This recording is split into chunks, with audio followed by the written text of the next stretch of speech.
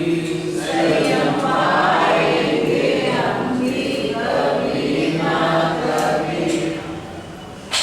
जिन्होंने अपने प्रबल पुरुषार्थ के माध्यम से मोक्ष पद को प्राप्त कर लिया, उन सभी सिद्धात्माओं की पावन चरणों में हमारी भावभरी वंदना। परम उपकारी, लाखों आत्माओं को प्रतिबोध देकर परमात्मा के धर्म से जुड़ने वाले पूज्य दादा गुरुदेव सिंह जी दत्त श्री आदि चारों दादा गुरुदेव सिंह के पावन चरणों में हमारी भावभरी वंदना। परम पूज्य गण नायक श्री सुख सागर जी महाराज साहिब के पावन चरणों में हमारी भावभरी वंदना। परम पूज्य आचार्य सम्राट श्रीमद जिन कांति सागर श्रीश्वर जी महाराज साहिब के पावन चरणों में हमारी भावभरी वंदना। भवसागर से डूबती हुई नैया को सहारा देने वाले मेरी श्रद्धा के केंद्र परम पूज्य गुरुदेव दक्षाधिपति आचार्य वकुंठ श्रीमद जिन मणिप्रभ सुरेश्वर जी महाराज साहिब के पावन चरणों में हमारी भावभरी वंदना। अत्र विराजित मीरा जी के चरणों में भावभरी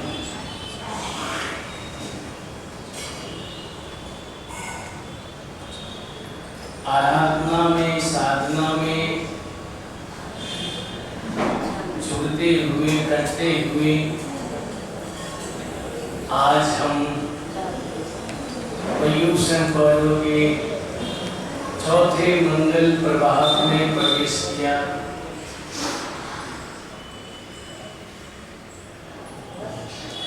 हमारी हर क्रिया का एक ही लक्ष्य होता है, वो कर्म निष्ठा करके मोक्ष को प्राप्त करना, यही हमारा लक्ष्य होता है। लेकिन मोक्ष जाने के लिए चार बातें चाहिए। सबसे पहले पथ चाहिए, रास्ता चाहिए। हमें मोक्ष चाहिए। हम हर क्रिया, चाहे सामायिक प्रतिक्रम, आराधना, साधना, त्याग, तपस्या जो भी करते हैं, उन सबका एक ही लक्ष्य होता है कि हमें मोक्ष प्राप्त करना है।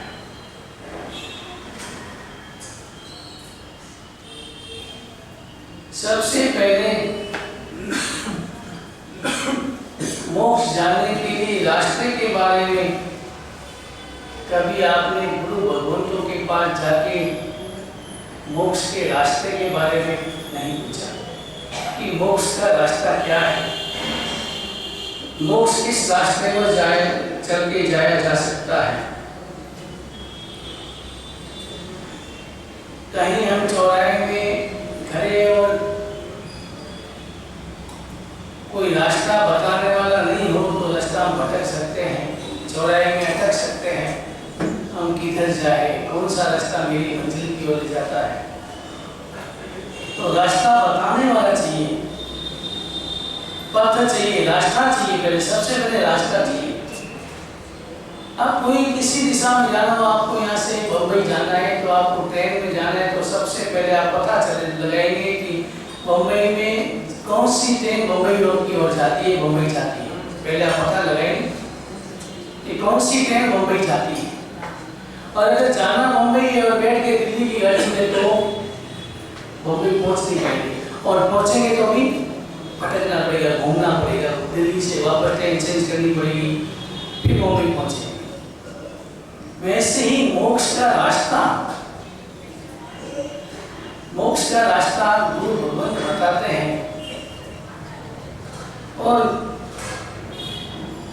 गुरु भगवान के पास जाके हम कभी पूछते नहीं है। या फिर कोई एक सन्यासी बैठा है और एक व्यक्ति आया है, उसने पूछा कि गुरु भगवान अगला गांव कौन सा, कितना किलोमीटर है? तो गुरु भगवान ने कहा 40 किलोमीटर है। तो उसने कहा मैं कितनी देर से पहुंच सकता हूँ, मैं कब तक पहुंच सकता हूँ? गुरु भगवत मौन रहे। 3 बार पूछा, 4 बार पूछा, गुरु भगवत मौन रहे।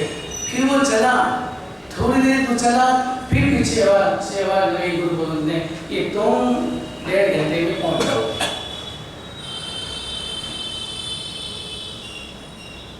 या 9 घंटा में पहुंच जाओगे।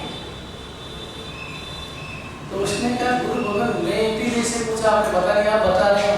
तो गुरु भगवत ने कहा पहले मैं तुम्हारी चाल देख रहा था कि तुम्हारी चाल कितनी है। चाल देखने के बाद पता चला कि तुम इस चाल से चलोगे तो इतनी देर से इतने घंटे में पहुंच जाओ। तो सबसे पहले गुरु भगवत के पास आके आप प्रश्न करेंगे कि मुझे मोक्ष जाना है, मोक्ष का रास्ता क्या है। तो गुरु भगवत आपको रास्ता बताएंगे। हम परमात्मा के सामने भी, परमात्मा से अगर मंदिर में जाके परमात्मा से प्रार्थना करें, परमात्मा से प्रार्थना करें मैं मोक्ष तक कब पहुंचूंगा, तो परमात्मा भी मौन रहते हैं। क्यों? क्योंकि आपकी चाह कितनी है, उसकी और आपकी लगन कितनी है, आपके भीतर में ताला मेली कितनी है मोक्ष के लिए, जल श्रद्धा कितनी है, भाव कितने हैं। भावों के आधार पर, आचरण के आधार पर, मन के ताला मेली के आधार पर आप मोक्ष पहुंचेंगे। तब परमात्मा बताएंगे तुम मोक्ष वहां कितने भाव नहीं तो उतने भाव में तुम मोक्ष पहुंच जाओ।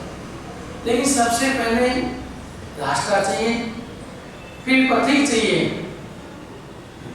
रास्ता तो बता दिया, रास्ता बना दिया, फिर पथिक चाहिए, यानी रास्ता बताने वाला चाहिए। रास्ता बन गया, परमात्मा ने हमें मोक्ष का रास्ता परमात्मा ने बना दिया। परमात्मा ने मोक्ष का रास्ता बना दिया। अब रास्ता बनाने के बाद रास्ता बताने वाला चाहिए।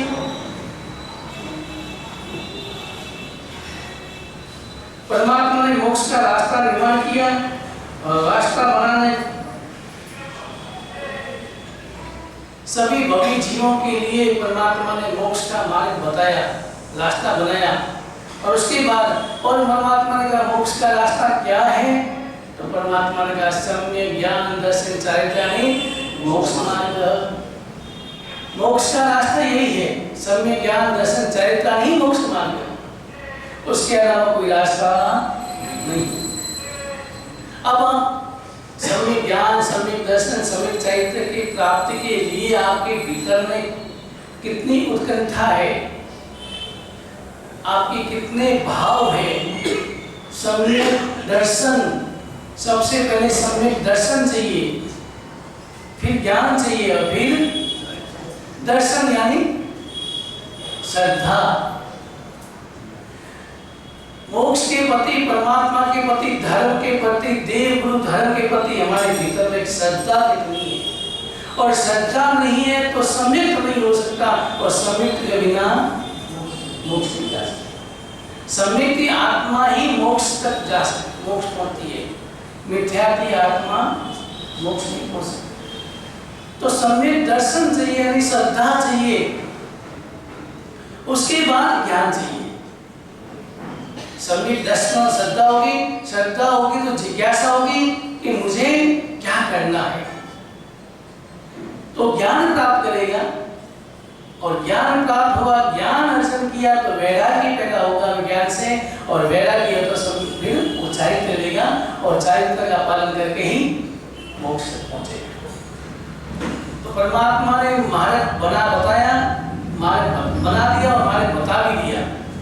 मोक्ष का मार्ग बताया, चतुर्विश्व की स्थापना की, धर्म का मार्ग दिखाया, मोक्ष का मार्ग दिखाया। और मोक्ष कैसे पहुंचेंगे वो भी आपको बता दिया कि सम्यक ज्ञान दर्शन चारित्र्याणि मोक्ष मार्ग। उसके बाद पथ उपदेशक चाहिए। अब पथ बताने वाले के सम्यक दर्शन ज्ञान चारित्र्याणि मोक्ष मार्ग है, लेकिन उसको क्या कौन बताने वाले चाहिए। सम्यक ज्ञान क्या है, सम्यक चैत्य कैसा होता है, क्या करना है क्या नहीं करना है, वो बताने वाला चाहिए। परमात्मा महावीर ने तो 32 साल तक ही रास्ता बताया। कितने वर्ष तक? 30 साल की उम्र हुई है, बहुत वर्ष में निर्माण हो गया, 32 साल की उम्र। लेकिन आज तक हमें मोक्ष का मार्ग बताने वाले कौन? गुरु भगवंत। वर्तमान में नजदीक में हमारे उपकारी कौन है? गुरु भगवंत है। गुरु भगवंत आपको मोक्ष का मार्ग बताते हैं, उपदेश देते हैं परमात्मा की वाणी के द्वारा। परमात्मा ने जो बोला वही साधु गुरु भगवंत बोलते, अपने मन से कुछ नहीं बोलते। परमात्मा ने जो बताया, परमात्मा ने जो कहा वही आप तक पहुंचाने का काम गुरु भगवंत करते हैं। तो गुरु भगवंत आपको उपदेश देते हैं कि भी मोक्ष का मार्ग ये है, ये करने से मोक्ष मिलता है, उसके लिए ये करना चाहिए, ये छोड़ना चाहिए, ये लेना चाहिए। ये ज्ञान कौन देते हैं? गुरु भगवंत। गुरु भगवंत ज्ञान के माध्यम से आपके भीतर में वैराग्य पैदा करते हैं। परमात्मा की वाणी सुना के, परमात्मा की वाणी के द्वारा आपके मन में वैराग्य पैदा करते हैं, और वैराग्य आता है तो भव्य आत्मा संयम देते हैं, और संयम लेके आराधना साधना करके अपनी आत्मा का कल्याण करते हैं। अब उपदेशक मिल गए, लेकिन पथिक भी चाहिए। पथिक यानी उस रास्ते पे चलने वाले। रास्ता बना दिया, रास्ते के बारे में कैसे चलना है, किधर चलना है, वो भी इस रास्ते पे चलने के लिए क्या करना पड़ेगा वो भी बता दिया। मोक्ष का रास्ता बना दिया, रास्ते पे चलने के लिए क्या करना पड़ेगा वो भी बता दिया। पथिक, परमात्मा ने रास्ता बताया, परमात्मा ने रास्ते के बाद इस रास्ते पे कैसे चल सकते हैं, उसके लिए क्या करना पड़ेगा वो बताया। लेकिन पथिक को चाहिए। पथिक कौन? पथिक का अर्थ उस पर श्रद्धा रखना, परमात्मा की वाणी पर श्रद्धा रखना। एकल्प सूत्र भी पथिक है, एकल्प सूत्र पर श्रद्धा रखना, श्रद्धा के साथ सुनना। रोम रोम कल्प सूत्र के प्रति श्रद्धा होनी चाहिए। आप देखो श्रद्धा, एक वाले ने, छोटे बच्चे ने श्रद्धा से बाहों से खीर बनाई तो क्या बन गए? साली भातर बन गए। क्या बनाई? खीर बनाई, श्रद्धा से बनाई, अपने लिए बनाई नहीं लोग के, लेकिन सदगुरु भगवंत देखा और क्या भाव है, क्या श्रद्धा हुई, और श्रद्धा से पूरी खीर पैदा दी तो क्या बन गए? चंदन माला ने लुके सुखे उबले में उड़द के बाफुड़े बनाए, क्या हो गया? 12.5 करोड़ की सोनों की वर्षा हुई, और परमात्मा की पहली शिष्या किससे? श्रद्धा से। श्रद्धा क्रिया मात्र नहीं है, क्रिया के साथ श्रद्धा, भाव और श्रद्धा। अगर श्रद्धा होगी तो ही हम परमात्मा की मोक्ष का मार्ग तक पहुंच सकते हैं।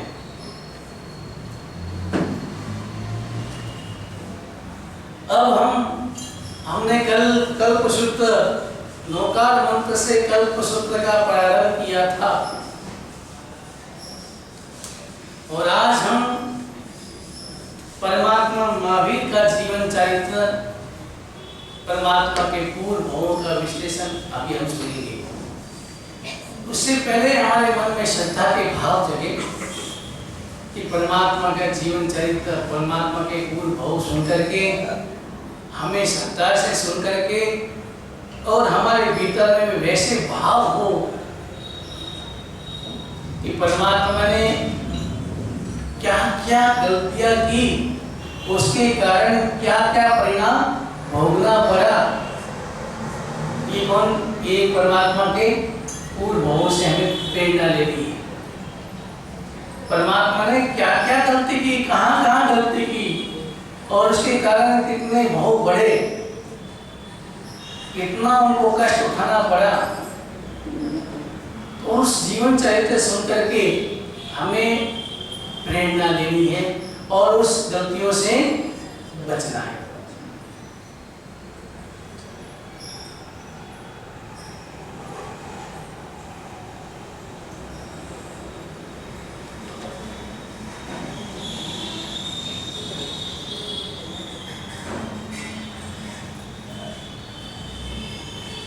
परमात्मा महावीर के चवन,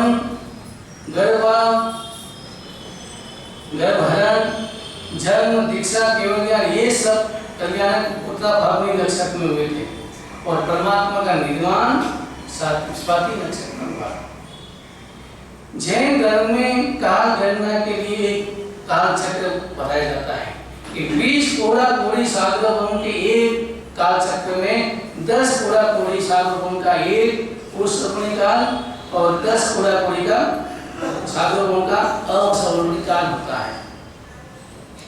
वो सवर्णी काल का होता है धर्म सुख आदि से उपेक्षा से बढ़ता हुआ चढ़ता हुआ और अवसवर्णी का अर्थ होता है धर्म आदि की उपेक्षा से उतरता हुआ।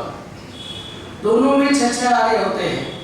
जिस समय परमात्मा महावीर का जन्म हुआ उस समय असवर्णी काल का 42,000 वर्ष का एक कोड़ा कोड़ी सार्वभौम वाला दुखम सुखम नामक चौथा आरा चल रहा था।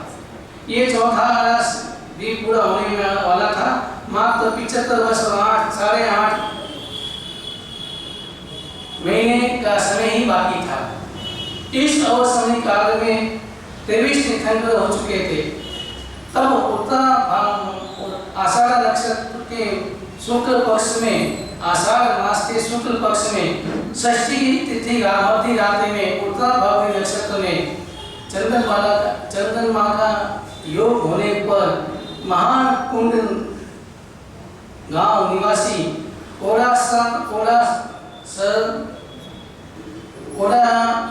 गोत्रीय देशदत्त की धर्मपत्नी देवानंद की रत्न कुक्षी में परमात्मा की आत्मा अवतरित हुई थी।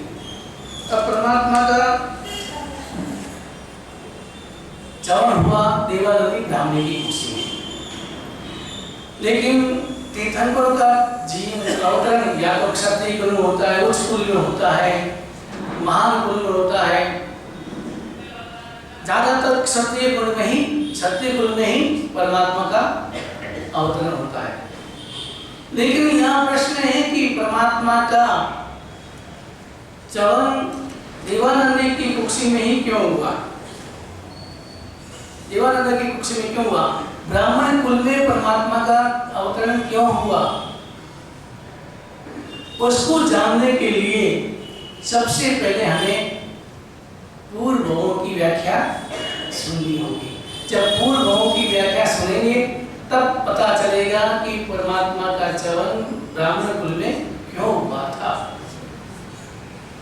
तो हम पहले 27 भाव परमात्मा के 27 भाव हुए। यूं तो भाव बहुत हुए पर एक कोई केवली भगवंत भी किसी के पूरे भाव नहीं बता सकते। अगर 1 वर्ष तक लगातार बोलते रहे पूर्व भावों की बारे में, आपके पूर्व भावों के बारे में 1 वर्ष तक, एक राजा के पूर्व भाव राजा पूछे और राजा बैठ गया, 1 वर्ष तक केवली भगवंत बोलते गए बताते गए और 1 वर्ष पूरा हो तो ऐसा लगा कि समुद्र में से एक बूंद बाहर आई। आप समझो कितने जन्म हुए। शास्त्रकार कहते हैं षष्ठी में एक भी जीव ऐसा बाकी नहीं रहा जिसके साथ मेरा कभी न कभी संबंध ना रहा हो, संबंध जुड़ा ना हो। एक भी जीव इस सृष्टि में के एक भी जीव ऐसा बाकी नहीं है जिसके साथ मेरा कभी न कभी संबंध न जुड़ा हो। और सुनी की नौक जितनी जगह भी बाकी नहीं रही जहां मेरा जन्म न हुआ। कितने जन्म मरण। लेकिन जैसे सुन्नी है, सुन्नी लगाते कितने लगा उसकी वैल्यू नहीं होती। पर जो एक अंक लगता है तो सुन्नियों की वैल्यू है। वैसे ही जन्म एक भवों की गिनती जिस समय सम्यक रूपी एक लग जाता है तो बाकी की भवों की गिनती प्रारंभ हो जाती है। तो जब जिस आत्मा को सम्यक प्राप्त हो जाता है उस समय समझा उनकी भावों की गिनती सम्यक के बाद जल्दी ही मोक्ष का रिजेक्शन हो जाता है। सम्यक प्राप्त होते ही मोक्ष का रिजेक्शन हो जाता है। अब कितना भोग करना है वो कर्मों उसके आधार पर होता है, उनके भावों के आधार पर, उनकी क्रियाओं के आधार पर, उनकी श्रद्धा के आधार पर। लेकिन मोक्ष जरूर निश्चित हो, मोक्ष वो आत्मा मोक्ष में निश्चित जाती है। तो परमात्मा का पहला भोग नेसार था। पश्चिम महाविदेश क्षेत्र में पुलिस्तानपुर नामक महानगर में एक राजा रहता था और नेसार नाम का सुख चिंतक नेसार वहाँ रहता था। और नेसार राजा की आज्ञा से, राजा की सेवा में रहता था, राजा की आज्ञा से जंगल में जाता था, लकड़ियाँ काटता था, शाम के भाड़ा बांध करके वापस शाम को घर आता था, राजा के वहाँ लकड़ियाँ पहुँचाता था। वही उसका रोज का काम था, जंगल में जाना, लकड़ियाँ काटना, शाम को घर आना, राजा के घर में लकड़ियाँ पहुँचाना और जो राजा उनको जो भी सोन मुद्रा देता वो लेके आता और अपना घर का भरण पोषण करता। इस प्रकार उसकी दैनिक क्रिया थी। लेकिन एक बार नए साल जब जंगल में जाता तो अपना खाना भी दोपहर का खाना साथ में लेके जाता। आप भी अगर ऑफिस जाते हैं दूर है तो क्या करते हैं, दोपहर का भोजन टिफिन साथ में लेके जाते। वैसे नए साल जंगल में जाता था, टिफिन साथ में बाता लेके साथ आता।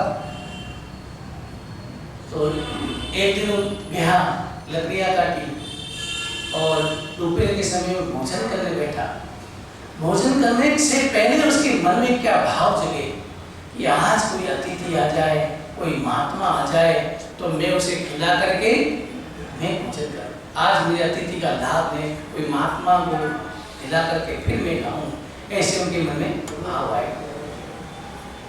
कभी नहीं आया, लेकिन उस दिन उसके मन में अचानक भाव आए कि मुझे किसी को, महात्मा को या अतिथि को खिलाना है।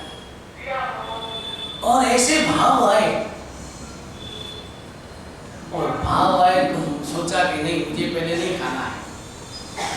तो वो देखने लगा कोई अतिथि आया, फिर सोचा ये जंगल में कौन आए।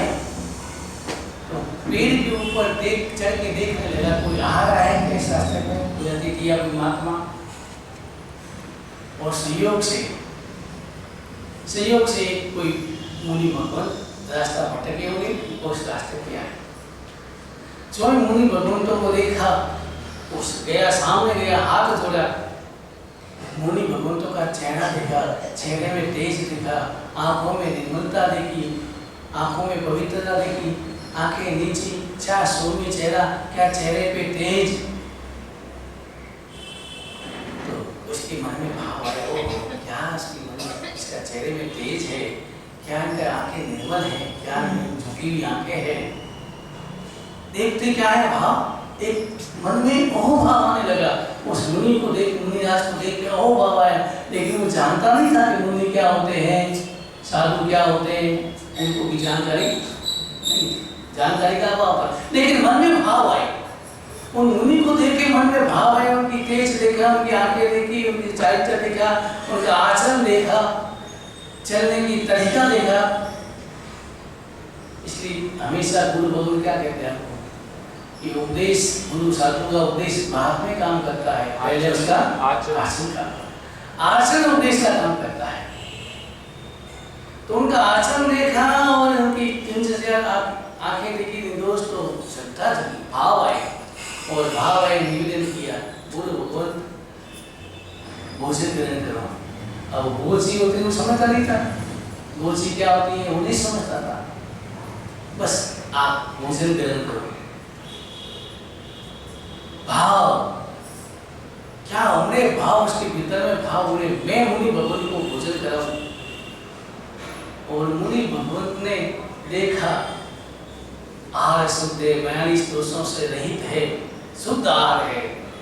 तो मुनि भगवंतों ने पात्र आगे कर दिया और यहाँ भावों से उल्लास के साथ अनंत श्रद्धा के साथ, भावों के साथ वो सोगरा और छाछ जो भी था वो बहाया, उनको दिया, और ऐसे भाव से दिया, ऐसे भाव उल्लास के साथ, उमंग के साथ, श्रद्धा के साथ, रोम रोम में आनंद के साथ, आनंद से भरकर उन्होंने जो आहार दिया, और उसी समय में बिजली चमकी भीतर में, और सम्यक्त्व सम्यक्त प्राप्त, सम्यक्त का भीतर में रोशनी प्रकट होगी, मिथ्या का अंधकार धीरे धीरे दूर हो गया, सम्यक्त का उछाल। यहाँ क्या बहराना महत्वपूर्ण नहीं है, लेकिन महत्व क्या है? भाव। लेकिन अभी वर्तमान में आप साधकों में भाव कम होते जा रहे हैं। मैं कई जगह देखता हूँ, मैं बहुत सी चाहता हूँ, साधक अखबार पढ़ रहे हैं, ना तो उठेंगे, ना हाथ जोड़ेंगे और आवाज देंगे, ए महाराज महाराज आए, बहुत सी बजा देना, यानी वो भी महाराज हम भी, लेकिन खुद उठेंगे नहीं। अरे वो बैठेंगे तो उसको लाभ है, आप बैठेंगे तो आपको लाभ। ऐसा मत सोचना, चिंतन मत करना, कमाता तो मैं ही हूँ इसलिए मुझे लाभ मिल जाएगा, नहीं। यहाँ जो बैठाता है कर्म, आत्मा के क्षेत्र में एक बात ध्यान रखना, आत्मा के क्षेत्र में कोई सहयोगी नहीं है। यहाँ तेरा कोई सहयोगी नहीं है, परमात्मा कहते हैं यहाँ तेरा कोई सहयोगी नहीं है और तुम्हें सहयोग की अपेक्षा भी नहीं है, यहाँ कोई सहयोगी नहीं है। एक दादा का कर्जा पोता उतार सकता है, एक पिता का कर्जा बेटा उतार सकता है, लेकिन कर्मों का कर्जा कोई नहीं उतार, खुद को ही उतारना पड़ता है। कर्जा मैंने लिया है तो चुकाना भी मुझे पड़ेगा। व्यवहारिक संसार के क्षेत्र में कर्जा बाप बेटा उतारता है, पोता उतार सकता है, 7 पीढ़ी का कर्जा भी पोता उतार देता है, लेकिन आत्मा के क्षेत्र में कर्जा मैंने लिया है तो मुझे, ऐसा नहीं है। लगी है कमरे की सफाई कोई दूसरा व्यक्ति करके चला जा सकता है, लेकिन लगी है प्यास और आदेश दे दूसरों को जा तो पानी पी के मेरी प्यास बुझ जाएगी, ऐसा कभी होगा? प्यास लगी है तो पानी भी खुद को ही पीना पड़ेगा तो ही प्यास बुझेगी। आप बीमार पड़े और आपने किसी अपने सदस्य को भेज दिया कि जा डॉक्टर को दिखा के आ जा, क्या वो दूसरे व्यक्ति को डॉक्टर को दिखा दिया तो क्या खुद स्वस्थ हो जाएगा? खुद को बीमार है तो खुद को डॉक्टर के पास जाना पड़ेगा, खुद को औषधि लेनी पड़ेगी, तब बीमारी स्वस्थ होती है। वैसे आत्मा के क्षेत्र में, आत्मा की बीमारी में कोई दूसरा व्यक्ति सहयोगी, इसलिए यहाँ तेरा कोई सहयोगी नहीं है। परमात्मा आपको बार बार कहते हैं यहाँ तेरा कोई सहयोगी नहीं है और तुझे सहयोग की अपेक्षा भी नहीं है। तो खुद सक्षम हो। अगर एक कोई भिखारी, अरबपति व्यक्ति अगर अमूल्य का कटोरा लेके भीख मांगे, 10 रुपये आने पर हर्ष का अनुभव करता है और नहीं आने नहीं मिलने पर शोक मनाता है, उदास होता है। एक अरबपति अगर भीख मांगे तो अपन उसको क्या कहेंगे? लेकिन अरबपति फिर भी उसको जो है उसको देखने की फुर्सत नहीं है, और कहां से आ रहा है और कहां से आ सकता है, नजर उस पर है। हम भी उसी तरह भिखारी की तरह है, भीख मांगते हैं इधर से उधर, उधर से उधर, और भीख भी ऐसे उस व्यक्ति से मांगते हैं जो खुद भिखारी है, उसके आगे भीख मांगते हैं। जबकि परमात्मा कहते हैं अगर एक व्यक्ति भिखारी है और उसे सिगा पर बैठ के भीख मांगता है और उसके नीचे खजाना छिपा हुआ होता है, खजाना होता है, उसको पता नहीं होता है कि पिता के नीचे खजाना है, और बाद में जब खजाना कोई दूसरा व्यक्ति निकालता है, खजाना निकलता है, तब अरे इसके भीतर इतना खजाना तो भी भीख मांग रहा है। हमारे भीतर में भी खजाना पड़ा हुआ है, ऐसा खजाना पड़ा हुआ है कि जिसको प्राप्त करने के बाद आपकी कोई दूसरी अपेक्षा नहीं रहेगी, मांगने की अपेक्षा नहीं रहेगी, भटकने की अपेक्षा नहीं रहेगी। हमारे भीतर में खजाना है, लेकिन उस खजाने को प्राप्त करने के लिए हमें भीतर में ऐसी दृष्टि का निर्माण करना पड़ेगा, भीतर में छलांग लगानी पड़ेगी, भीतर के छलांग लगा के भीतर के खजाने को देख करके उस खजाने को प्रकट करने के लिए पुरुषार्थ करना पड़ेगा। तो यहाँ भावों का महत्व है। गोसी कोई मुनि भगवान का है और सावक का कर्तव्य होता है, मंदिर जाए, गुरु भगवंत हो तो गुरु भगवंत के पास जाए, वंदन करें, पहचान लें और बाल बनेगा लाभ देने का निवेदन करें। और दूसरी बात सावक का नियम होता है, भोजन करने बैठे उससे पहले भावना भाए कि कोई मुनि भगवंत पधार जाए तो मैं पहले उसे, कोई अतिथि आ जाए तो पहले मैं उसे, पहले मकान बड़े थे, मकान छोटे थे, दिल बड़ा था, अभी मकान बड़े दिल। पहले ऐसे विचार करते थे कोई अतिथि आए तो खाए, अभी हम ऐसे विचार करते ये जाए तो खाए। कितने भाव बदल गए। सच बताओ, आप इतने जन बैठे हो, ऐसे कौन जैसे सावक है जिसके मन में रोज ऐसी भावना आती है कि कोई मुनि भगवंत आ जाए, मैं उसे बैठा हूं, उसके बाद में भोजन करूं। कितने ऐसे व्यक्ति हैं जो ऐसी रोज प्रार्थना करते हैं? है कोई व्यक्ति? जबकि सावक का एक कर्तव्य होता है, सावक की भावनाएं होती है कि रोज ये निवेदन करता है, मन में भाव लाता है, प्रार्थना करता है कि कोई आ जाए। और सावक की एक और परिभाषा बताई कि सावक, पहले जमाने में सावक राजा महाराजा भी सावक साधु के उपकरण रखते थे घर में रोज, और सुबह उठ के मंदिर का खोलते, उपकरण को देखते और भगवान से प्रार्थना करते, हे भगवान कब ऐसा दिन आएगा मेरे हाथ में भी रजो रहना है। ऐसी भावना पाते थे। अब ऐसी भावना वाले कितने लोग हैं बताओ? कि जो ये भावना बात है घर में साधु उगा रखे, साधु उपकरण रखते हैं और रोज ऐसी भावना बातें, हे भगवान हे ऐसा तब दिन आएगा जब मेरे हाथ में, कुमारपाल महाराजा रोज प्रार्थना करते थे, उपकरण देखते, योगा देखते और प्रार्थना करते भगवान से, आंखों में आंसू भर के प्रार्थना करते, भगवान ऐसा दिन कब आएगा जब मेरे हाथ में होगा। आपने भी तीन प्रभावना में उदाहरण आता है, दसन भट्ट और इंद्र, दशांग भट्ट। तो और तीर्थ की प्रभावना आलंबर साल, हाथी घोड़ा रथ पालकी सेना लेकर के बड़े ठाट बाट से जाना, लेकिन मन में अहंकार आ गया कि मेरे जैसा कोई नहीं जैसा। तो इंद्र के मन में आया उसको मुझे अहंकार को तोड़ना है, और इंद्र ने उससे भी ज्यादा रिद्धि सिद्धि की, रिद्धि सिद्धि करके समोसा में पहुंचते थे, वो भी पहुंच रहे और वो भी, उनकी इंद्र की रिद्धि सिद्धि देखी, मन में आया कि उसकी रिद्धि क्या कि मेरी रिद्धि ठीक ही है, कुछ नहीं है, लेकिन उसके मन में आया मैं हार नहीं मानूंगा। और वहां गए समोसा में परमात्मा बोला मुझे रजो हरण दीजिए, दीक्षा। और वो दीक्षा लेते हैं तो इंद्र चरणों में गिरता है, तुम जीते मैं अब तुम्हारी जीत होगी, क्योंकि मैं संयम को नहीं सकता। इसका महत्व बताया। इंद्र भी हार मानता है, संयम के आगे इंद्र भी झुकता। देवामितम नमो सदी जस धमो, जहाँ धर्म है, जहाँ त्याग है, जहाँ तपस्या है, जहाँ परमात्मा के सिद्धांतों के प्रति अड़िग श्रद्धा है, वहाँ देवता भी नमन करते हैं।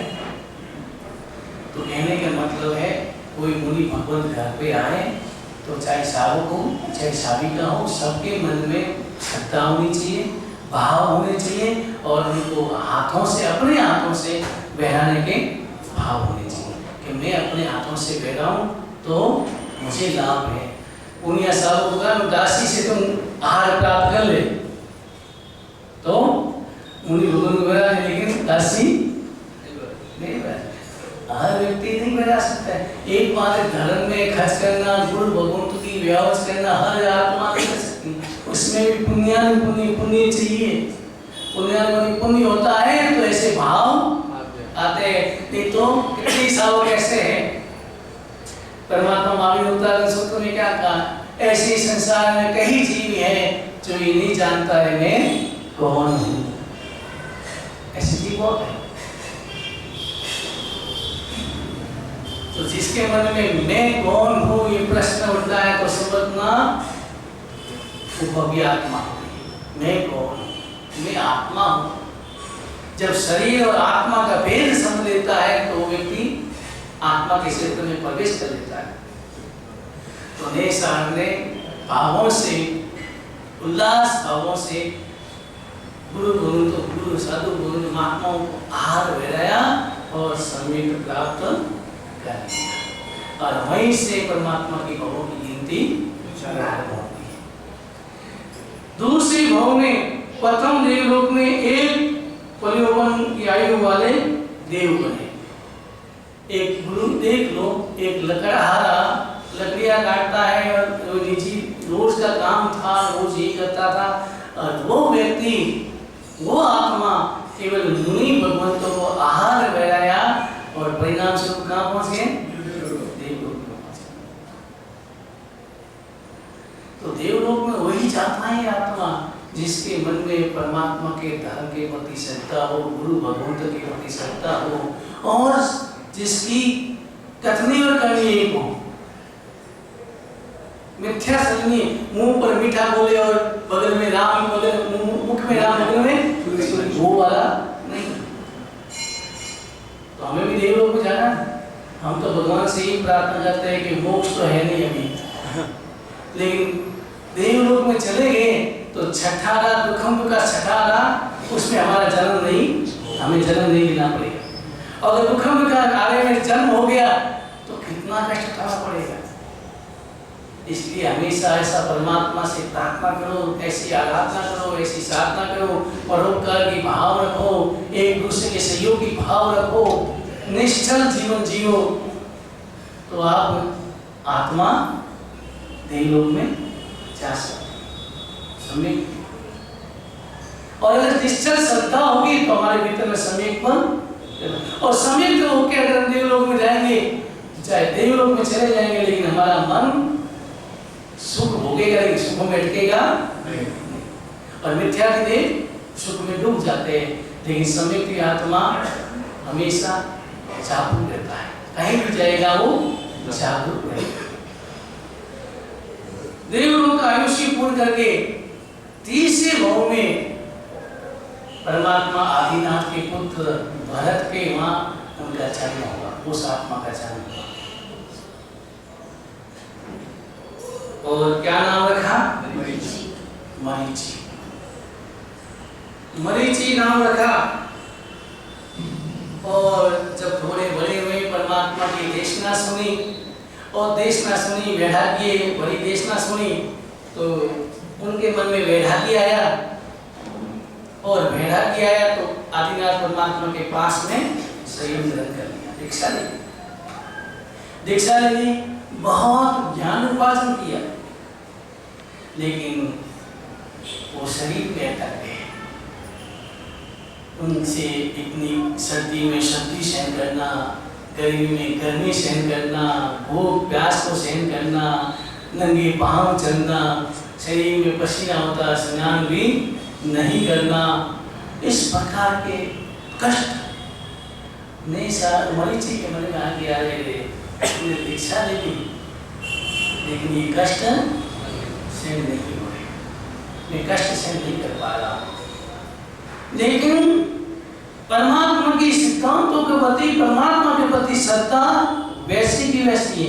ये भाव तो थे, सही तो यही है, सही आचार तो यही है, लेकिन मैं नहीं कर पा रहा, मैं सहन नहीं कर पा रहा, मैं इस रास्ते पे चल नहीं पाऊंगा। ऐसा नहीं कहा कि कैसा परमात्मा ने बनाया, ऐसा गर्मी हो, कोई छूट नहीं, कुछ नहीं, ऐसा वैसा, ये भाव मरीचि के मन में नहीं आए। श्रद्धा वैसे की वैसी थी, अडिग श्रद्धा थी परमात्मा के सिद्धांतों के प्रति, परमात्मा के प्रति अडिग श्रद्धा थी। लेकिन मैं सहन नहीं कर पा रहा, तो मैं क्या करूं? दीक्षा तो ले ली, अब अगर मैं घर जाऊंगा तो मेरा कुल का नाम खराब हो जाएगा, कुल बदनाम हो जाएगा। मैं घर तो नहीं जा सकता। तो विचार किया कोई बीच का रास्ता निकाल देता हूं। तो मरीचि ने बीच का रास्ता निकाला, बदमा कपड़े पहन लिए, एक परमात्मा के समोसन के बाहर ही कुटिया में रहने लगे, बदमा कपड़ा पहन लिए, सुगंधित द्रव्य लगाने लगे, गर्मी में छत्र का उपयोग करने लगे, पांव में खड़ाऊ धारण कर लिए, लेकिन परमात्मा के समोसन के बाहर ही रहते थे। और कोई आता था तो उनको बोध देते थे, मेढा के पैदा होता था तो मरीचि कहाँ भेजते थे? समोसन में, जाओ दीक्षा तो परमात्मा के पास। वो अपना शिष्य नहीं बनाए शुरुआत, परमात्मा के वहां समोसन में भेजते थे, क्योंकि उनके मन में भाव नहीं थे कि सही रास्ता तो वही है, लेकिन मैं नहीं कर पा रहा हूं, मैं मन शरीर में उलझ गया। जो आत्मा शरीर में उलझ जाती है उस आत्मा का उद्धार मुश्किल से होता है, नहीं होता है, मैं ऐसा नहीं कह सकता हूं। कब भाव बदल जाए पता नहीं चलता है। अभी मैं शरीर से जुड़ा हुआ हूँ, ऐसी आसक्ति है शरीर के प्रति, लेकिन कभी एक बार मैं उदाहरण सुनाता हूँ। गुरु महाराज को कहा मंगली सुनाने चलो, मेरे दादाजी को लकवा हुआ है, तो गुरु महाराज गए, मैं भी साथ था, तो गया, हम तेजी से सीढ़ी उतर के पीछे ले गया साथ वाला, तो मैं गया कमरे में गया, लोग का टीवी देख रहा था, तो गुरु महाराज धर्म नाम का सुन नहीं रहा, 2 बार 3 बार का सुन नहीं रहा। आखिर उसका पोता आया और उसने टीवी बंद की तो ढोकला लागू हुआ, क्या? अरे महाराज जी आए। मन में आए, महाराज को ये भी आना था, मेरा सीरियल चल रहा था मनपसंद। तो गुरु महाराज ने सहज प्रश्न किया था कि सावक जी इस अवस्था में आप क्या सोचते हैं? क्या सोचते हो महाराज जी?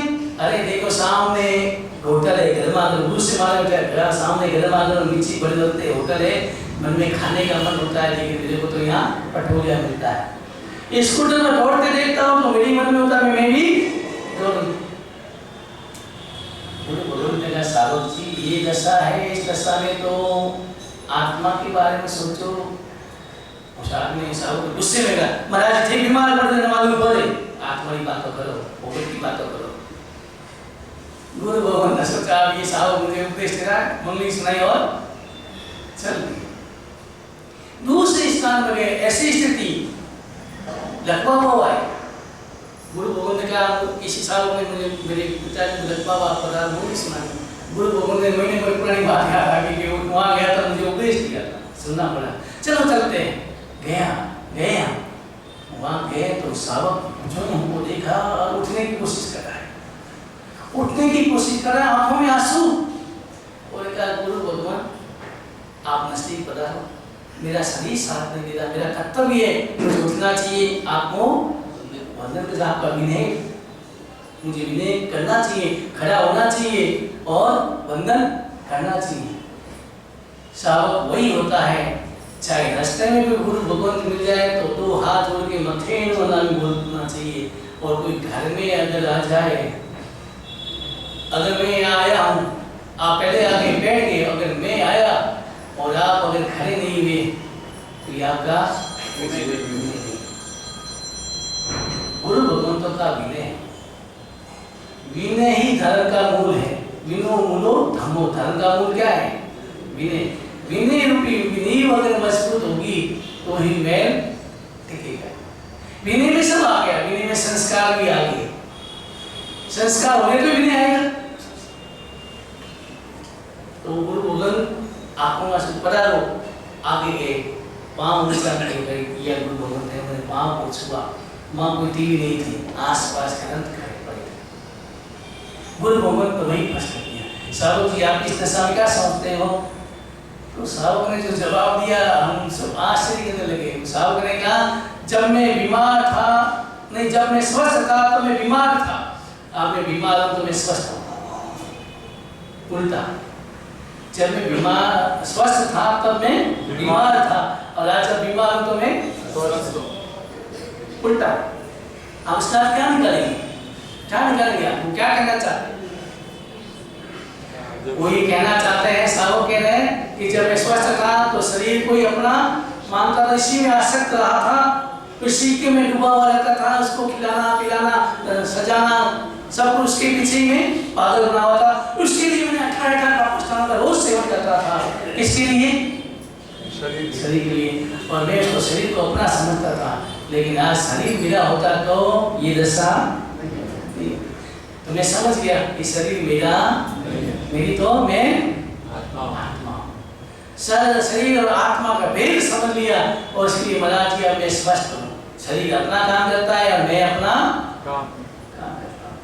इस शरीर और आत्मा का भेद समझ में आ जाए तो आत्मा ऊर्ध्वगामी हो जाती है। लेकिन मरीची शरीर में अटक गया, शरीर के सुखों में अटक गया, मन उसका अटक गया, और इसलिए तापस की दीक्षा लेके परमात्मा के समोसन के बाहर ही रहने लगते थे। लेकिन श्रद्धा परमात्मा के प्रति उतनी थी, जो भी आते देशना देते और उनके पास भेज देते। एक बार भरत महाराजा समोसन में परमात्मा से प्रश्न करते हैं कि परमात्मा इस समोसन में कोई ऐसी आत्मा है जो तीर्थंकर बनने वाली हो? तब परमात्मा ने कहा कि समोसन में तो नहीं है, लेकिन समोसन के बाहर जो है, कौन था समोसन के बाद? मरीची। जो समोसन के बाद मरीची है, वो इसी 24 में, अंतिम 24 में तीर्थंकर बनेंगे, चक्रवर्ती बनेंगे और वासुदेव भी बनेंगे। भरत महाराज के मन में वासुदेव चक्रवर्ती पद के लिए कोई भाव नहीं थे, ये तो संसार पद है। लेकिन जो ही सुना ये तीर्थंकर की आत्मा है, तीर्थंकर बनने वाले हैं, तो भरत महाराज के मन में उल्लास आया, और भरत महाराज किसके पास पहुंचे? कभी जाते नहीं थे, पहले कभी नहीं गए, लेकिन जो ही सुना मरीची के पास आए। 3 प्रतिष्ठा दी। पहले गुरु भगवान को वंदन करते थे, 3 प्रतिष्ठा देते थे, ऐसा नहीं था। इसलिए आप देखो थानेवासी वंदन करते क्या करते हैं? 1 2 3 ऐसा 3 बार करते हैं। ये क्या है? प्रतिष्ठा है। लेकिन अभी अपने यहाँ प्रतिष्ठा की परंपरा नहीं रही, अभी केवल वंदन करते हैं। और वंदन भी लोग उपचार की इच्छा में झूला खाते हैं, इंडा खाते हैं, वो भी विधि सही नहीं करते। खड़े होके कैसे 3 बार उनको घुमाना, फिर हाथ फुलाना, जो शरीर खड़े हो जाता, शरीर झुका करके फिर वंदन करके, फिर घुमाना देके, फिर अब उठी उस मुद्दा। लेकिन अभी तो वो है नहीं, हम कई दिन आते छंग होते हैं ना, कहते हैं ना, सकते नहीं जाते, ठीक है जरूर। 3 प्रतिष्ठा दी, वंदन किया, और वंदन करने के बाद कहा आप वासुदेव बनने वाले हैं, आप चक्रवर्ती बनेंगे, लेकिन मैं उसके लिए वंदन, लेकिन आप इसी 24 में अंतिम 24 में तीर्थंकर, माफी नाम के तीर्थंकर बनने वाले हैं। इस कारण से मैं आपको वंदन करता हूँ। जो ही मरीची ने ये सुना और मन में क्या भाव आए, और छत लेके नाचने लगे, और मन में भाव आ गए, मेरा कुल कितना महान है, मेरे पिता चक्रवर्ती है, मेरे दादा तीर्थंकर है, लेकिन मैं तो वासुदेव भी बनूंगा, चक्रवर्ती भी बनूंगा, और मेरा कुल कितना महान है। और कुल का अहंकार किया, इसलिए कभी भी आप कुल का अहंकार मत करना। मेरे खर्चा, मेरा जन्म करोड़पति के वहाँ 2 बहनें हैं, एक बहन की शादी करोड़पति घर में होगी और एक बहन सामान्य घर में शादी होगी, तो करोड़पति वाली बहन अहंकार नहीं करे, हाँ मैं तो करोड़पति हूँ, और मेरी बहन तो देखो सामान्य परिवार में। अहंकार नहीं करना, ना भाई अहंकार करे मैं करोड़पति बन गया और मेरा भाई तो लेकिन अहंकार करोड़पति बने का अहंकार किया तो अगले जन्म में हाथ में कटोरा भी आ सकता है। एक भिखारी कटोरा लेके आपकी भीख मांगता है, वो खाली भीख नहीं मांगता है, वो आपको प्रेरणा देता है कि मैंने पूर्व में कुछ नहीं दिया इसलिए मेरे हाथ में कटोरा है।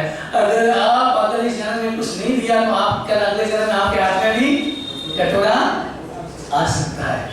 भिखारी प्रेरणा देता है।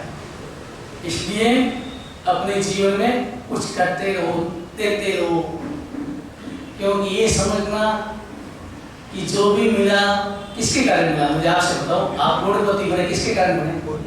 नहीं, आप किसके कारण बने? आपकी मेहनत से बने नहीं। जब आप वंदन करते हैं क्या बोलते हैं? धर्म। जो भी आपको लाभ हुआ है किसके कारण हुआ? धर्म के कारण। आपने धर्म किया होगा तो पुण्य होगा, पुण्य से आपको सुख मिला। प्रभाव कारण कौन है? धर्म है। इसलिए मेरा क्या है यहाँ पर? मैंने क्या किया? मैंने क्या पाया? मेरा यहाँ है क्या? मिलाया भी कुछ नहीं था और ले जाऊंगा भी तो मेरा क्या है? फिर भी व्यक्ति मेरा तेरा करता है, मेरा है। अरे क्या है मेरा? लाया क्या था तुम और ले जाएगा क्या? इसलिए धर्म से मिला है तो वापस कहाँ लगाओ? धर्म में लगाओगे तो आगे। लेकिन मैं यहाँ देखता हूँ रोज भरतचंद जी बोलते हैं इस चतुर्मासी टीक में नाम लिखाओ। मैं कभी विचार करूँ ये चतुर्मासी टीक ऐसी है, इसमें कितने लाभ मिलते हैं? साधु व्यवस्था का लाभ मिलता है, साधु भक्ति का लाभ, मेहमान आते हैं साधु भाई उसका भी लाभ मिलता है, ज्ञान का भी लाभ। बच्चे आते हैं, बच्चों को प्रोत्साहन देने के लिए हम करते हैं, शिविर लगाते हैं, करते हैं, तो उसका भी। परमात्मा भक्ति जो भी आयोजन होते हैं परमात्मा भक्ति के पूजन वूजन, उसका भी कितने लाभ मिलते हैं। लेकिन पैसे आपके हैं कहाँ? आपने धर्म से प्राप्त किए तो धर्म में लगाना चाहिए ताकि आगे भी आपको ब्याज सहित मिले। तो मरीचि के मन में कुल महत्व किया, कुल का महत्व हुआ और इस कारण से रावण की कुर्सी में आना पड़ा। जन्म नहीं हुआ, जन्म हुआ, अवतरित हुए, देवरानी की कुर्सी में आना पड़ा। और वहां से चौथे भाव में 5वें देवलोक में 10 सालों की आयुष्य वाले देव बने और 5वें से 15वां भाव तक 16वें भाव तक ब्राह्मण के वहां जन्म हुआ, दीक्षा दी, तापसी दीक्षा दी, देवलोक में। फिर ब्राह्मण के वहां जन्म हुआ, तापसी दीक्षा दी और देवलोक। इस प्रकार 5 से 16 भाव तक ऐसा ही 16वें भाव में, वहां से 17वें भाव में 16 भाव तक ऐसे ही रहा, देव बने।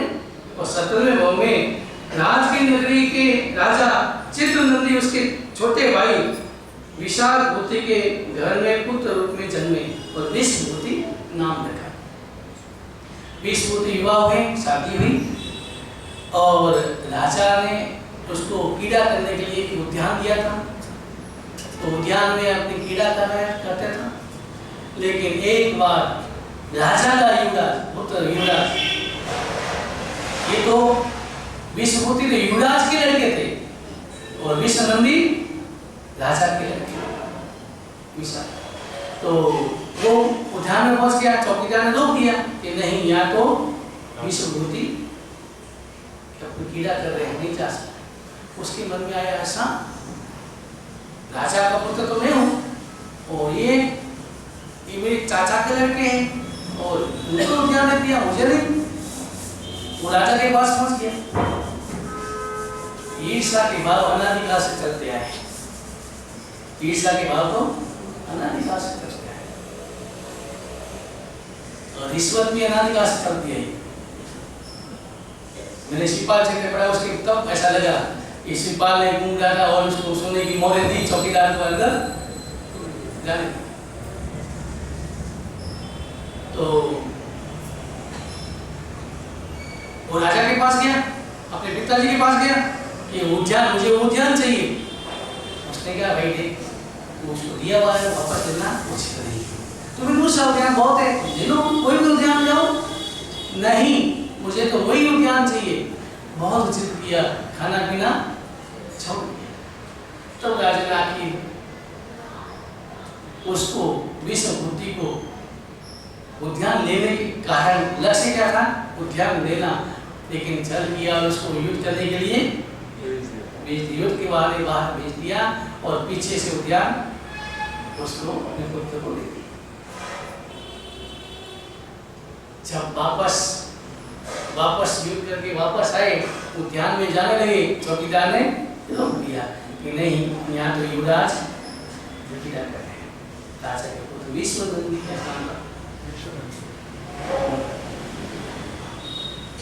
तो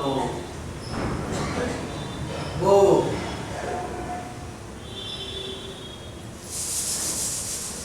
मन में आया है, मेरे साथ छल किया, तो क्रोध भी आया और मन में संसार की आशा का धर्म हो गया। ये संसार स्वार्थी है, स्वार्थी हो संसार छेदी अस्थिर चंचल कहाँ है। तो मन में संसार का आशा का बोध हुआ, मन में लिया मुझे इस संसार में नहीं रहना है। लेकिन क्रोध भी आया और क्रोध के कारण एक पेड़ पर मुष्टि प्रहार किया, सारे फल और कहा एक पैमुट्ठी में सारे फल गिरा सकता हूँ, एक बार में मैं किसी का प्राण भी हर सकता हूँ। लेकिन बोल के चले गए दीक्षा में और दीक्षा लेके तपस्या की, खूब तपस्या की और तपस्या करके एक बार घूमते घूमते वापस मथुरा में आए और चल रहे थे तो किसी गाय ने उसको टक्कर मार के तो गिर गए। तो जरूर के बैठा था विष्णु विशाल और उसने देखा तो जोर से चिल्लाया, क्या रे विश्वभूति मुनि, तुम्हारा वो बल कहाँ चला गया जिससे तुम एक मुट्ठी में सारे फल गिरा देते, वो बल कहाँ चला गया? अब देखो, जो सगा काका का भाई था, मुनि है, तपस्वी है, वो नहीं देखा। एक बस पुरानी बात उसके मन में रहेगी, लेकिन अभी ये नहीं है कि मेरे भाई है, भाई मुनि है, भाई महाराज है, मैं उसका जाके विनय करूं, वंदन करूं, साता पूछूं, ऐसे भाव नहीं। भाव है तो हंसी उड़ानी, हंसी के भाव उड़ाने के भाव आए और हंसी उड़ाई, तेरा बल कहाँ चला गया आपका? और विष्णु उनको भी लगा, उनको छुपा बात छुपी विष्णु को और आया, आक्रोश आ गया, क्रोध आ गया और उसको गाय के सींग को पकड़ा और घुमा करके उछाल दिया आकाश में, आकाश में उछाल के वापस और नीचे क्योंकि फेंका नहीं, क्योंकि उतना विवेक था कि गाय को नीचे गिरी तो बेचारी, इसलिए नीचे नहीं उछाला, वापस हाथ में पकड़ा, नीचे रख दिया। वैसे बात होगा अभी भी मिला।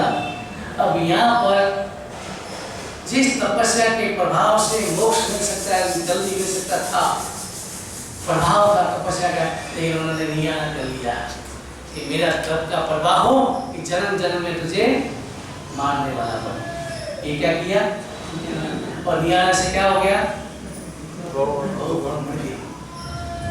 इसलिए कभी किसी के प्रति द्वेष के भाव मत रखो, क्रोध कर लो क्योंकि क्रोध आता है और चला जाता है, लेकिन द्वेष मत करो, द्वेष के भाव किसी के प्रति मत रखो। प्रतिशोध की भावना कभी मन में पलने मत दो, प्रतिशोध की भावना कभी मन में मत रखो।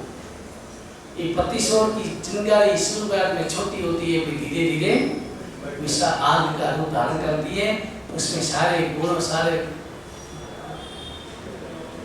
अपनी यश कीर्ति सब जला देती है। तो वहां से संयम पालन किया, अंतिम समय में अनशन किया, और वहां से 18वें भाव में देवलोक में देव बने, देवलोक में गए देव बने, और वहां से 19वें भाव में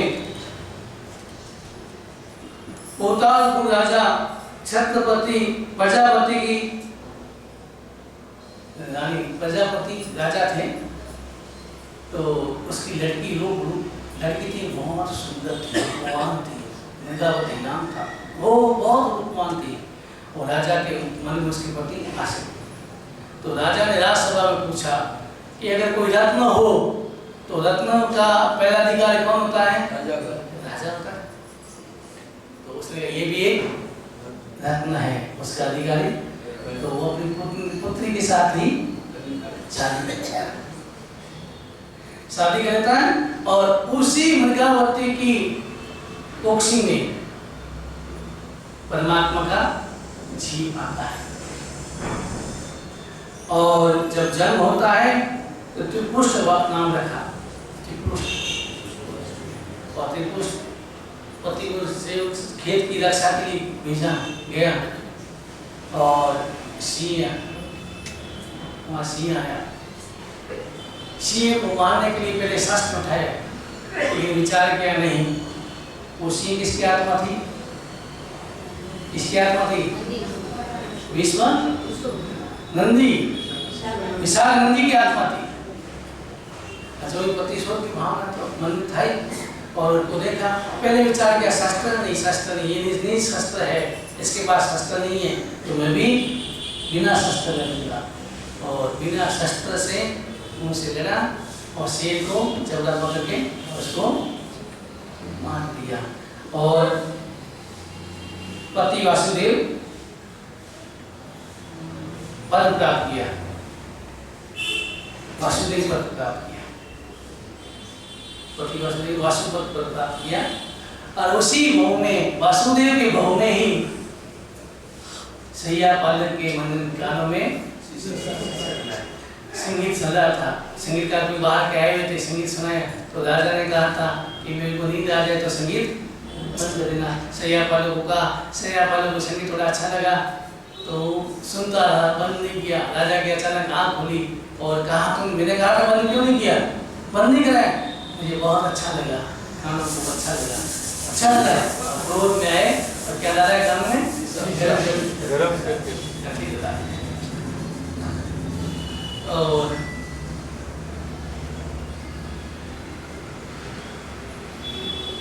और इस तरह से कानों में ढुकला करके गिराया, और 20वें भाव में 84 लाख आयुष पूर्ण करके 7वीं नरक में 33 साल रोगों वाली उत्कृष्ट आयुष के साथ 7वीं नरक में पहुंच गए।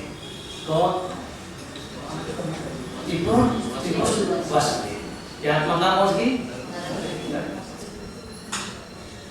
इसमें दो कारण हैं, पंचम जीव का घात किया, शेर को मारा, और दूसरा कानों में कथी डाला, क्रोध में, आक्रोश में, द्वेष के भाव में, तो 7वीं नरक में गए। 21वें भाव में वहां से निकल के सिंह बने, और 22वें भाव में वापस सिंह बन के कहा गया? 4थी नरक। तो परमात्मा की आत्मा को भी तीर्थंकर की आत्मा को भी नरक में जाना पड़ा। तो हमारा क्या होगा? हमारी दशा क्या होगी? हम क्या कर रहे हैं? कैसा जीवन जी रहे हैं? हमारे भीतर में संवेदनाएं खत्म होगी। अभी वर्तमान में देखता हूँ संवेदनाएं खत्म होगी। आप तो चाय पीते पीते बैठते, एक्सीडेंट हो गया, इतने लोग मर गए, ये हो गया, वो हो गया, चाय पीते पीते आराम से पढ़ लेते, कोई मन में संवेदना नहीं, करुणा नहीं। वहां से 23वें भाव में प्रिय मित्र के रूप में जन्म हुआ। गर्भ में माता ने 14 सपने देखे, धुंधले सपने देखे, लेकिन कितने देखे? 14 सपने। 6 घंटे के ऊपर साथ करके विजय प्राप्त करके क्या प्राप्त, क्या पद? चक्रवर्ती। चक्रवर्ती प्राप्त किया। अंत में संयम लेकर के ग्रहण किया, 1 करोड़ वर्ष तक संयम का पालन किया। कितने करोड़ वर्ष तक? 1 करोड़। अभी तो हम 40-50 आदमी संयम करते हैं तो भी पालन नहीं होता है, व्यवस्थित पालन नहीं होता है जितना होना चाहिए उतना, क्योंकि हमारी ना तो इतनी संज्ञा ना मजबूत है, ना हमारे मन की दशा मजबूत है, ना ऐसा कोई वातावरण है। तो 24वें भाव में 7वें देवलोक में 17 सार्वभौम वाला आयुष्य वाले देव बने।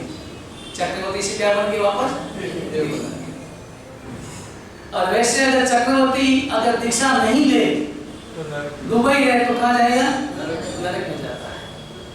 अगर संयम ले लेता है तो मोक्ष भी हो सकता, देवलोक भी मोक्ष भी हो सकता है, और देवलोक में भले चक्रवर्ती तो उसी भाव में मोक्ष चले गए, कैसे गए? उन्होंने क्या किया? कोई संयम नहीं किया, दीक्षा नहीं ली थी, लेकिन एक अंगूठी नहीं थी और विचार आया अंगूठी थी तो कितनी अंगुली की शोभा थी, अंगूठी नहीं है तो अंगुली की शोभा। वैसे आत्मा है तो शरीर की नहीं तो शोभा। मन चिंतन वाला, चिंतन में डूब गए, ऐसे डूबे भीतर में चला गए, ऐसी लगी कि सारे कर्म क्षय कर लिए और केवल ज्ञान प्राप्त कर। तो कई व्यक्ति कहते हैं गृहस्थी में केवल ज्ञान हो सकता है, केवल ज्ञान हो गया, लेकिन मोक्ष तो संयम के वेश पहनने के बाद ही मोक्ष जाता है। केवल ज्ञान होते क्या करते देवता? उनको क्या बनाते हैं? संयम का वेश अर्पण करते हैं, संयम का वेश धारण। तो देवलोक में देव बने। उसके बाद 25वें भाव में, 25वां भाव ये परमात्मा का बड़ा महत्वपूर्ण होता है, क्योंकि इसी भाव में तीर्थंकर नामकरण का भाषण करते हैं। 25वां भाव परमात्मा का भाव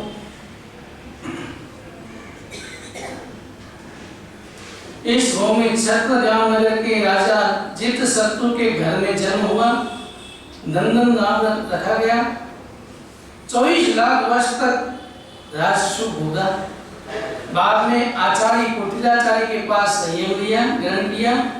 1 लाख वर्ष तक मांसपण के ऊपर मांसपण किए, 20 प्राणक पदों की आराधना की श्रद्धा के साथ, और आराधना करके तीर्थंकर नामकरण का उपार्जन किया। 25वें भाव में तीर्थंकर नामकरण का उपार्जन किया, और वहां से 26वें भाव में 10वें देवलोक में पुरुषोत्तम पुंडरीक विमान में 20 साधुओं आयुष्य वाले देव बने। और वहां से परमात्मा का महावीर का चवन देवानंद की कुक्षी में हुआ। जो देवानंद की कुक्षी में होता है, देवानंद क्या करती है? 14 सपने देखती है। मध्य रात्रि में उन्होंने सपने देखे।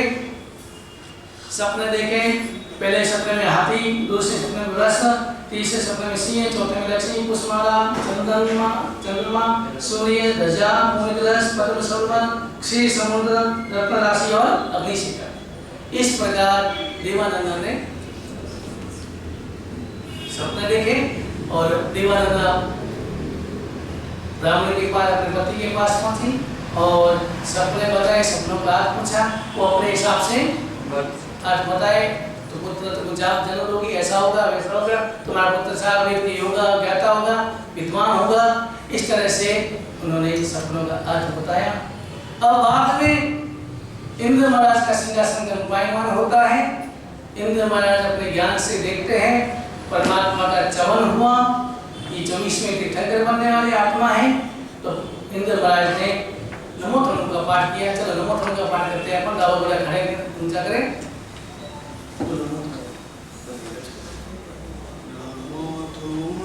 माइक चलो आगे।